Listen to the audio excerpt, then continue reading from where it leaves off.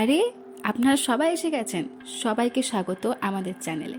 আমাদের আজকের গল্পের নাম মিনি। গল্প লেখা রিমা দাস, গল্প পাঠে রিমা আর ত্রিনা।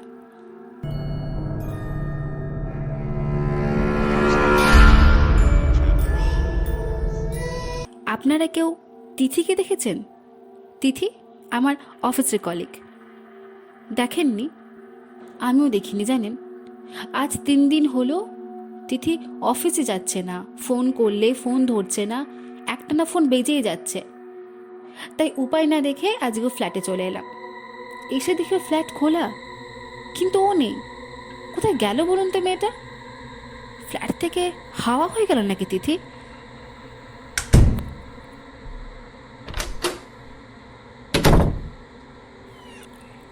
তাড়াহুড়ো করে দরজায় তালা দিয়ে পেছন ফিরতে তিথি দেখে একটা বছর দশকের মেয়ে তার দরজার সামনের ফাঁকা জায়গাটাতে খেলছে। আর ওই মেয়েটারই খেলনার মধ্যে থেকে একটা লাল রঙের বল জাম্প করতে করতে তিথির পায়ের কাছে এসে থেমেছে। তিথি একটু অবাক হয় বাচ্চাটিকে দেখে। আজ 7 দিন হলো তিথি ফ্ল্যাটে এসেছে। এখানে তিথি একা থাকে কাজের জন্য। তিথির আসল বাড়ি আসানসোলে। সেখানে মা, বাবা আর তিথির ছোট ভাই থাকে। এখানে তিথির একা থাকা নিয়ে তিথির মায়ের খুব আপত্তি। তিনি তিথির এভাবে একা থাকাটা একদম পছন্দ করেন না, তাও এত দূরে। কিন্তু তিথির বাবার এতে কোনো আপত্তি নেই। উনি বেশ খুশি হয়েছেন তিথির স্বাবলম্বী হওয়ার এই ইচ্ছেতে। 3 তলার এই ফ্ল্যাটটি তিথির বেশ পছন্দ হয়েছে। বেশ ফাঁকা জায়গাতে ফ্ল্যাটটা, গাড়ির আওয়াজ নেই, এমনকি আশেপাশের লোকজনের বাড়িঘরও সেরকম খুব একটা নেই। তিথি 3 তলাতে থাকে একা। এই ফ্ল্যাটের প্রতিটা ফ্লোরে 2টো করে ফ্যামিলি থাকতে পারবে। 1 তলাতে ফ্ল্যাটের মালিক থাকেন, আর কেউ থাকে না। 2 তলাতে 2টো ফ্যামিলি থাকলেও একটা ফ্যামিলি বাইরে কোথাও ঘুরতে গেছেন 15 দিনের ট্যুরে। আর 3 তলাতে তিথি একা থাকে। ফ্ল্যাটের মালিক প্রথম দিন তিথিকে জানিয়ে দেয় যে তাকে একা থাকতে হবে। এতে তিথি খুব একটা অসুবিধা ছিল না। ফ্ল্যাটের ঘরগুলো মুখোমুখি আর বেশ বড় বড়। 2টো ঘরের মাঝে বেশ বড় একটা বারান্দা। বারান্দার একদিকে সিঁড়ি আর একদিকে লোহার রেলিং দিয়ে ঘেরা, যেখান থেকে নিচে তাকালে পার্কিংয়ের জায়গাটা দেখা যায়। ফ্যামিলি কম, তাই গাড়িও খুব একটা পার্ক করা থাকে না। পায়ের কাছে পড়ে থাকা বলটা হাতে তুলে বাচ্চাটির দিকে এগিয়ে যায় তিথি। সামনে গিয়ে শুনতে পাই কিছু একটা বিড়বিড় করছে বাচ্চাটি। বাচ্চার মুখ দেখতে পায় না তিথি। এক মাথা কোঁকড়ানো চুল তার সমস্ত মুখ ঢেকে রেখেছে। বাচ্চাটা কবিতা বলছে, ইংলিশ রাইম। বলটা ওর বাকি খেলনাগুলোর কাছে নামিয়ে তিথি জিজ্ঞেস করে, কোথায় থাকো?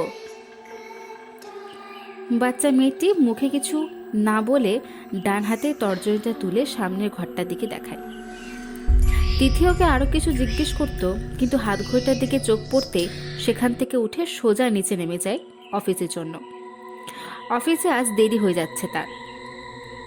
অফিস যাওয়ার সময় ট্যাক্সিতে বসে ভাবতে থাকে তিথি, ফ্ল্যাটের মালিক যে বলেছিল 3 তলার আরেকটা ঘর ফাঁকা, কেউ থাকে না, তবে এই বাচ্চাটা এলো কী করে? তিথি তো নতুন কাউকে আসতে দেখেনি। তাহলে তিথি যে টাইমে অফিসে থাকে সেই টাইমটাতে এসেছিল কি ওরা? হবে হয়তো। তিথি একবার বাড়ির মালিকের সাথে কথা বলবে, কিন্তু তারপরে তিথির মনে হলো, কি বলবে মালিককে? যে 3 তলার ফ্যামিলি কবে এসে উঠেছে, এটা জিজ্ঞেস করা কি ঠিক হবে তিথির? অফিস গিয়ে তিথি ওর অফিসের বেস্ট ফ্রেন্ড রানীকে সবতে জানায়। রানী এসেছিল তিথির সাথে প্রথম দিন এই ফ্ল্যাটে। রানী তো কত হেল্প করে দিয়েছে তিথিকে নতুন ঘর গোছানোর সময়। তিথি রানীকে ওই বাচ্চা মেয়েটার কথা জানাতেই রানী বলল, হয়তো নতুন কেউ এসেছে। আরে ফ্ল্যাটের মালিক তখন বলেছিল যে কেউ নেই, এমন তো বলেনি যে কেউ থাকতেই দেবে না। তখন কেউ ছিল না, এখন এসেছে। তিথিও ভাবল, ঠিকই তো, কেউ তো আসতেই পারে। শুধু শুধু তিথি এত ভাবছে। শোন, তুই বরং ওই ফ্যামিলিটার সাথে আলাপ করে নিবি, রানী বলল। একা থাকিস, যদি কখনো কোনো দরকার হয় ওনারা নিশ্চয়ই তোকে সাহায্য করবে। তিথিও রানীর কথা শুনে মাথা নেড়ে সম্মতি জানালো। সারাদিনের অফিসে কাজের চাপ সামলে তিথি খুব ক্লান্ত হয়ে গেছে। তে অফিস থেকে ফেরার সময় ডিনার কিনে নিয়ে এসেছে। সিঁড়ি দিয়ে উঠতে তিথি শুনতে পায় কেউ যেন ইংলিশ রাইম বলছে। তিনতলাতে উঠতে উঠতে আওয়াজটা বেশ জোরে জোরে শোনায়। এবার কবিতাটা পরিষ্কার শুনতে পায় তিথি। একটা বাচ্চা মেয়ে কবিতা বলছে, টুইঙ্কেল টুইঙ্কেল লিটল স্টার। তিনতলার শেষ সিঁড়িটার কাছে এসে তিথি দেখে বারান্দার গ্রিল ধরে সেই বাচ্চা মেয়েটি দাঁড়িয়ে আছে, তার গানের সুরে কবিতা বলে যাচ্ছে। তিথি ওকে ডেকে জিজ্ঞেস করে, কি করছো তুমি? মেয়েটি ফিরেও তাকায় না, ঠিক যেমনভাবে দাঁড়িয়েছিল সেইভাবে দাঁড়িয়ে থাকে। জবাব দেয়, খেলা দেখছি। তিথি নিজের দিকে তাকিয়ে দেখে পার্কিংয়ের জায়গাতে 4-5টা বাচ্চা খেলা করছে। তিথি ভাবে দুতলাতে কোনো বাচ্চা থাকে হয়তো, আর তাদের বন্ধুরাও এসেছে খেলতে। তুমিও নিচে গিয়ে ওদের সঙ্গে খেলা করো। তিথি বাচ্চাটির খুব কাছে এসে ওকে কথাগুলো বলে। বাচ্চাটি আগের মতো আবার সে একভাবে দাঁড়িয়ে বলে, না, আমার এখান থেকে নামা বারণ। কথাটা শুনে ভারী অবাক হয় তিথি। কেন? নামা বারণ কেন? অবাকের সুরে বলে তিথি। মেয়েটি জবাব দেয়, জানি না। তিথি মেয়েটার মুখ দেখার চেষ্টা করে। এক মাথা কোঁকড়ানো চুলগুলো পুরো মুখ ঢেকে রেখেছে মেয়েটার, যেন তারা চায় না এর মেয়ের মুখ কেউ দেখুক। কিছুক্ষণ পর তিথি আবার জিজ্ঞেস করে ওকে, কি নাম তোমার? মেয়েটা ওর কবিতা থামিয়ে দিয়ে বলে, মিনি। আর তোমার নাম কি? এটা শুনে তিথি কিছুটা স্বাভাবিক হয়। এতক্ষণ কেমন যেন অদ্ভুত লাগছিল তিথির। তিথিও খুব আনন্দ হয়ে বলে, তিথি। আচ্ছা, তুমি স্কুলে যাও না? তখন সকালে দেখলাম খেলছিলে। মেয়েটি খুব ঠান্ডা গলায় বলে, না, এখন যাই না। কেন? তোমার কিছু হয়েছে? মানে শরীর খারাপ? না, মা যেতে দেয় না। কেন? কেন দেয় না? জানি না। ও, কে কে থাকো তোমরা এখানে? আমি, মা, বাবা। আমি এখন চাই, কেমন? না হলে মা আমাকে বকবে। এই বলে মেয়েটা দৌড়ে নিজের ঘরের দিকে চলে যায়। আর তিথিও দেখে মেয়েটা দৌড়ের আওয়াজ পেয়ে ওদের ঘরের দরজার বাইরের আলোটা কেউ যেন জ্বেলে দিয়েছে। তিথিও ঘরে ফিরে আসে। সেদিন রাতে তাড়াতাড়ি করে খেয়ে ঘুমিয়ে দেয় তিথি। রাত জাগলে সকালে উঠতে দেরি হয়ে যায়, আর অফিসেও দেরিতে পৌঁছায়। তাই খুব একটা রাত জাগে না তিথি।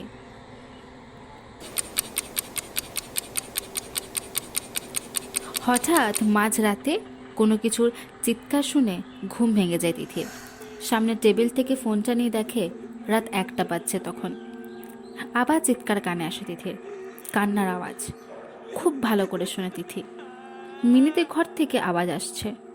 মিনির বাবা কি তবে মিনির মাকে মারছে? মিনির কান্নার শব্দ শুনতে পায় তিথি। অনেকক্ষণ ধরে মন দিয়ে শোনার পর তিথি নিশ্চিত হয়ে যায় মিনির বাবা মিনির মাকে মারছে। কি করবে বুঝতে পারে না তিথি। 20 মিনিট এরকম চলতে থাকে, তারপর সব চুপচাপ হয়ে যায়। এই 20 মিনিট তিথি বিছানার ওপর বসেছিল, কিছুতেই শুতে পারেনি। সব কিছু শান্ত হয়ে যাবার পর তিথি যখন শুয়ে ঘুমানোর চেষ্টা করছে, তখন তিথি শুনতে পায় কেউ যেন এই বারান্দায় দাঁড়িয়ে ইংলিশ রাইম বলছে, twinkle twinkle little star.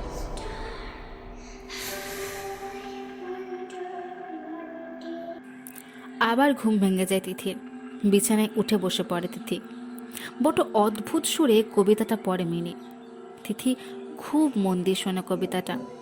Mini কাঁদতে কাঁদতে কবিতাটা বলছে। কিছুক্ষণ পর তিথি বুঝতে পারে কবিতার আওয়াজটা আস্তে আস্তে বাড়ছে। মিনিট 2 পর তিথির মনে হয় মিনি যেন তার ঘরেই কবিতাটা বলছে। তার বসার ঘরেই আছে মিনি। তার বসার ঘর থেকে একটু একটু করে এগিয়ে আসছে মিনি তিথির শোবার ঘরের দিকে। তিথি এবার যেন মিনির পায়ের শব্দ শুনতে পায়। তিথি কি করবে বুঝতে না পেরে বিছানা থেকে হাত বাড়িয়ে লাইটের সুইচটা অন করে দেয়, আর মুহূর্তের মধ্যে সব কিছু চুপচাপ হয়ে যায়। কে কে ওখানে? এভাবে দুবার ডাকার পরেও যখন কোনো সাড়া পায় না, তখন নিজের মনের ভুল ভেবে আবার লাইট অফ করে শুয়ে পড়ে তিথি। কিছুতেই ঘুমাতে পারছে না তিথি। তার গা ছমছম করছে, গলা শুকিয়ে এসেছে, কিন্তু জল খেতে যাবার সাহসও হচ্ছে না। আজকে শোয়ার সময় জল আনতেও ভুলে গেছে তিথি। কতক্ষণ এভাবে শুয়েছিল জানে না। সকালবেলা ঘুম ভাঙে রানীর ফোনে।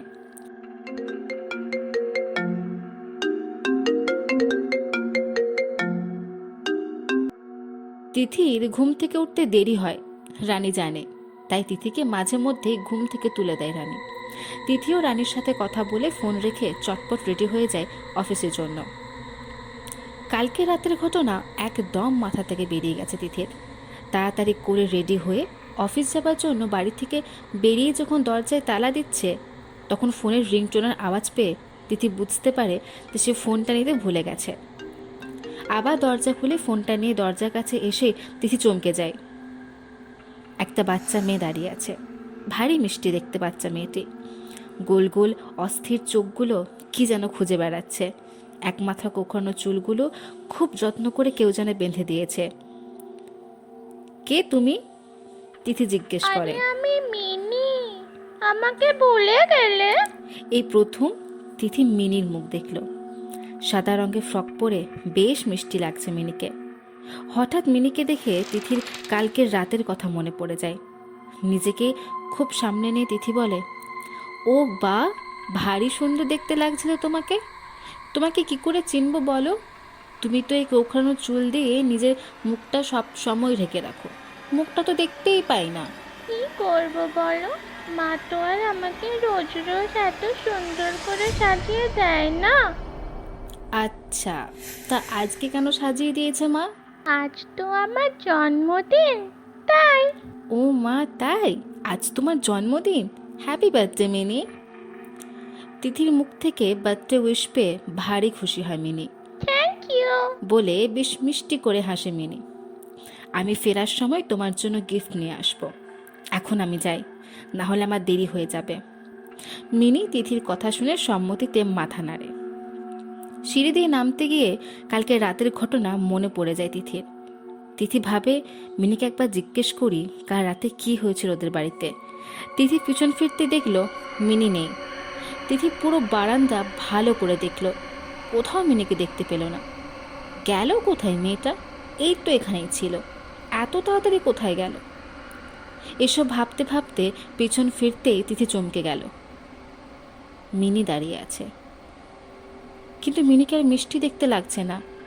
মিনির চুলটা খুলে গেছে, আবার এক মাথা কোঁকড়ানো চুল সামনের দিকে নেমে এসে তার মুখটা ঢেকে দিয়েছে। হে কি মিনি, তুমি কোথায় গিয়েছিলে? আর তুমি চুলটা খুলে দিলে যে? আমার চুল বাঁধতে ভালো লাগে না।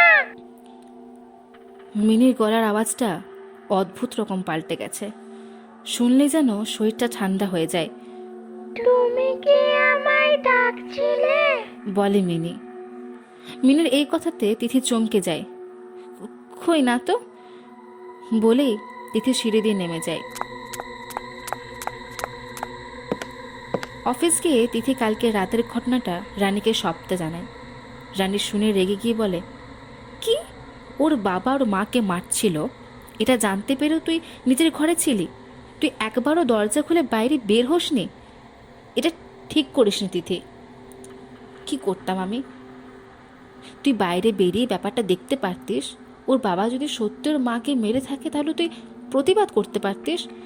তুই তুই ভেবে দেখ তিথি, ওইটুকু একটা বাচ্চা মেয়ে, সে যদি দেখে তার বাবা তার মাকে মারছে, তাহলে সে তো ভয় পেয়ে যাবে। এ তোর মানসিক অবস্থাটা কি হবে একবার ভেবেছিস? তুই ঠিক বলেছিস, আমার যাওয়া উচিত ছিল। তুই জানিস আজকে মিনির জন্মদিন? তোকে কে বলল যে আজকে মিনির জন্মদিন? জিজ্ঞেস করে রানী। মিনি নিজে বলেছে।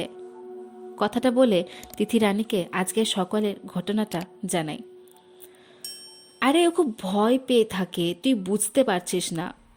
হ্যাঁ রে, বুঝেছি। শোন, আমি এখন আসি বুঝলি, আজকে তাড়াতাড়ি ফিরবো, তাই কাজগুলি তাড়াতাড়ি সারতে হবে, যাবার সময় কথা হবে। রানীও তিথিকে মাথা নেড়ে হ্যাঁ জানায়। তিথি বাড়ি ফিরে এসে ওপরে উঠে দেখে মিনিদের বাড়িতে তালা দেওয়া। কোথাও ঘুরতে গেছে হয়তো, ভাবে তিথি, হয়তো জন্মদিনের জন্য বাইরে কোথাও গেছে। তিথিও নিজের রুমে চলে আসে।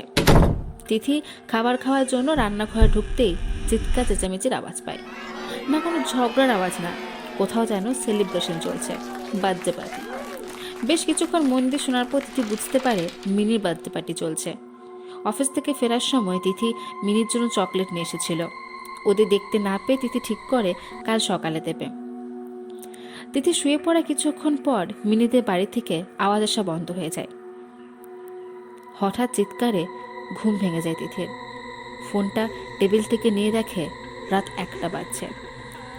মিনিদের বাড়ি থেকে আবার চিৎকার, কান্নাকাটির আওয়াজ। তিথি ঠিক করে আজও বাড়ির থেকে বেরিয়ে ওদের ঘরে গিয়ে বলবে মাঝরাতে এসব চিৎকার চেঁচামেচি বন্ধ করতে। এতে যদি ফ্ল্যাটের বাকি লোকজন জানে তো জানবে। তিথি রুমের লাইট জ্বেলে বাইরে দরজা খুলতে দেখে মিনিদের ঘর থেকে কোনো আওয়াজ আসছে না, আর ওদের বাড়ির দরজাটা খোলা আছে। বাইরে হালকা আলো দেখা যাচ্ছে, ঘরের ভেতর আলো জ্বলছে বোধহয়। তিথি খুব ভয় করছিল, তাও তিথি সাহস করে মিনিদের ঘরের দিকে এগিয়ে গেল। ওদের ঘরের দিকে এগোতেই তিথি আবার সেই ইংলিশ রাইমটা শুনতে পেল। তিথি মিনিদের ঘরে ঢুকতে একটা বিকট আষ্টে গন্ধ নাকে এলো। গন্ধটা এতটাই বিকট যে তিথির গা গুলিয়ে যাচ্ছিল গন্ধে। কোনো রকম নাক চেপে সামনে এগোয় তিথি। হাঁটতে গিয়ে বুঝতে পারে ঘরের মেঝেতে প্রচুর ধুলো, যেন দীর্ঘদিন পরিষ্কার করা হয়নি। তিথি দেখে সোফা নিচটায় মিনি বসে বল নিয়ে খেলছে আর ইংলিশ রাইম বলছে। সকালে যে সাদা জামাটা পরে তিথি দেখেছিল সে জামাটাই পরে আছে, আর চুলগুলো ঠিক আগের মতো খোলা। মাথাটাকে নিচের দিকে ঝুঁকিয়ে বসে আছে মিনি। তিথি মিনির কাছে গিয়ে জিজ্ঞেস করে, তোমার বাবা কোথায় মিনি? মিনি একভাবে বসে থেকে বাইরের দরজার দিকে আঙুল দেখায়। তিথি বুঝতে পারে যে মিনির বাবা বাড়িতে নেই। তোমার মা কোথায়? আবার জিজ্ঞেস করে তিথি। মিনি এবারও কিছু না বলে ভেতরের ঘরের দিকে আঙুল দেখায়। তিথি উঠে দাঁড়ায় ভেতর ঘরে যাবার জন্য। তিথি আসার পর থেকে এখনো পর্যন্ত মিনির সমানে ইংলিশ রাইম বলেই যাচ্ছে। তিথি ভেতরের ঘরে যাবার সময় একবার পেছন ফিরে দেখে যে মিনিকে কিছুটা দেখা যাচ্ছে। সে এখনো একইভাবে মাথা নামিয়ে বসে আছে। ভেতরের ঘরে ঢুকে তিথি দেখে বাইরে জানলাটা খোলা। রাস্তার আলো জানলা দিয়ে ঘরে ঢুকছে, তাই ঘরের ভেতরটা মোটামুটি দেখা যাচ্ছে। তিথি ঘরের ভেতরে কাউকে দেখতে না পেয়ে, কেউ আছেন, কেউ আছেন দুবার ডাকে, কিন্তু কারো কোনো সাড়া না পেয়ে তিথি ঘর থেকে বেরিয়ে যেতে হঠাৎ তার ওপরের দিকে চোখ পড়ে। সিলিং ফ্যান থেকে একজন মহিলার দেহ ঝুলছে, তার চোখগুলো বাইরের দিকে ঠিকরে বেরিয়ে আসছে। তিথি ভয়ে দুপা পিছিয়ে দেওয়ালে পিঠ থেকে দাঁড়িয়ে পড়ে। ভয়ে কি করবে বুঝতে পারছে না তিথি। ঘর থেকে বেরোতে গিয়ে বুঝতে পারে তার পায়ের তলাটা ভিজে গেছে। ফোনের টর্চটা জ্বেলে তিথি পায়ের দিকে তাকাতেই দেখে সে রক্তের ওপর দাঁড়িয়ে আছে। রক্তটা কোথা থেকে আসছে দেখার জন্য তিথি টর্চ জ্বেলে এগিয়ে যায়। বিছানার সামনে রাখা টেবিলটার দিকে চোখ পড়তে তিথি দেখে মিনি বসে আছে। তার সাদা জামা লাল রক্তে ভরে গেছে। টর্চটা নিয়ে আরও সামনের দিকে ঝুঁকে তিথি দেখে মিনির গলা ধারালো কোনো জিনিস দিয়ে কাটা হয়েছে। ভয়ে তিথি চিৎকারও করতে পারছে না, গলা শুকিয়ে গেছে তিথির।